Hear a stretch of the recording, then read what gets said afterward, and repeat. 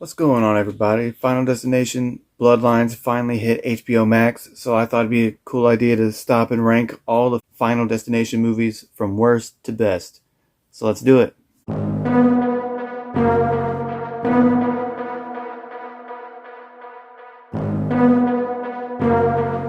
Coming in at last place, I got The Final Destination or Final Destination 4. It's definitely the worst one.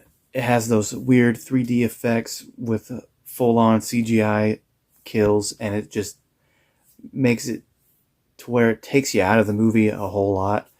The practical effects and even the CGI kills in the first three movies were actually better than in this one. None of the characters are likable in this one. I don't think the characters even have good chemistry. It has the worst premonition of any of the movies. It's just not as fun of a watch as any of the others.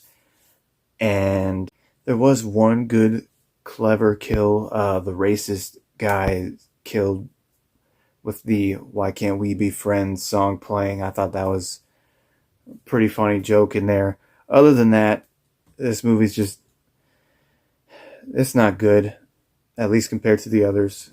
Best thing I can say about it is it's the shortest one, so you have to sit through a lot less bad. And at number 5, I got Final Destination 5. This one's a little better than the fourth one. The characters still aren't likable. It's still got that cheap feel to the whole movie. It feels like everything's like glossed over and trying to be shiny and over CGI. It doesn't have that nice, gritty, early 2000s feel that the first three movies had. And so it's still worse than those three. I do like the twist of adding to the lore where you gotta explore whether or not you're willing to kill somebody to get their life. It's an interesting way to do it. So that added for something new to the ending. Again, watching this one, I had never seen any of these until this year. So watching this one, I was like, this one's not even acknowledging the first four movies. Why? But then the twist at the end, it got me. I was like, what? Really? I thought it was a pretty clever ending. That being said, it doesn't save it much. I mean, it elevates it from being a 2.5 out of 5 to a 3. So, yeah, I mean, if I'm going to watch these movies, the only way I'm going to watch this one is if I'm watching the entire series. Otherwise, I'd prefer the other four over this one. And at number 4, I have Final Destination Bloodlines. I would say this is a pretty big step up from 4 and 5. This one adds a little bit of that mystery back into it. It does have that legacy sequel feel, and I don't think it quite reaches the, I don't want to say magic just because of the kind of movies these are, but it doesn't fit the feel of the original movie, and I think it loses a little bit of its grit with that. So, yeah, I mean, the twist on the granddaughter having a dream about her grandmother's premonition is pretty interesting. I did like the return of the coroner. For whatever reason, his name is escaping me right now. But yeah, this one continued the upward trend. 4 is obviously the worst movie, but they've gone up and up again. So it's good to see that they're putting more effort into it. However, none of the kills feel as teasy as they were in especially the first two. But even the third movie had some of that in it. The one scene where I really felt that teasing was in the backyard family cookout scene. I think it did a pretty good job of teasing all the different things that could have happened in that scenario. And to me, it was the best kill sequence in the movie. So yeah, I mean, it's not the best. It's definitely not the worst. It's right in the middle. And at number 3, I got Final Destination 3. This is where I started to feel a drop in quality compared to the first two. However, it was still keeping me intrigued, wondering what was going to happen. Um, it wasn't yet predictable like the fourth and fifth were to me, at least until the very end. I mean, the fifth did get me with the twist. Um, but as far as the kills go, I feel 4, 5, and 6 are all far more predictable. And this one still had that gritty feel. I mean, it's an older movie, but it doesn't feel glossed over. It doesn't feel like they've run out of ideas just yet. And I thought this was a pretty good addition to the franchise. Before we continue with the ranking, I wanted to invite you to like, comment, and subscribe. Let me know your ranking down in the comments. What was your favorite part of each movie? I'd love to know, and I'd love to chat with you. Thanks. So these next two are really 1A and 1B for me.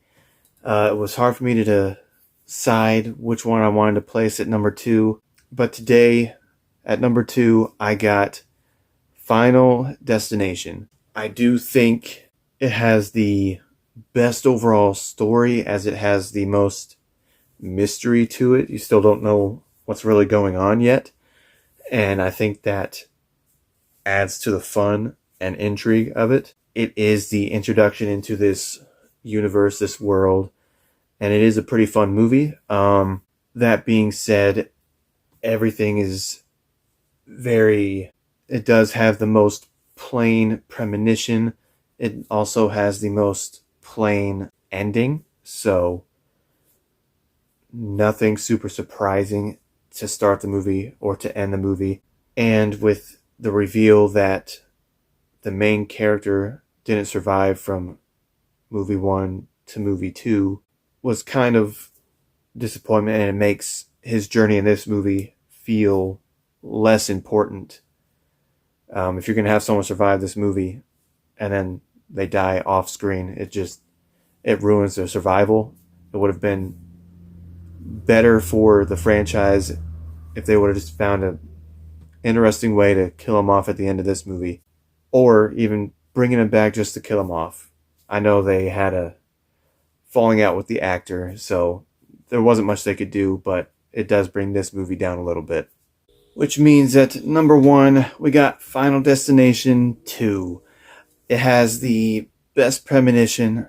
I think it has the craziest sequence to me, with the car crash on the farm.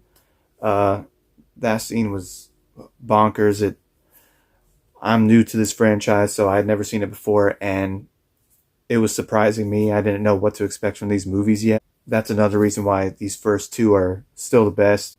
I do think the story is good. The expansion of the lore also works for this film. I think later it starts to get a little iffy on the rules, but here it works.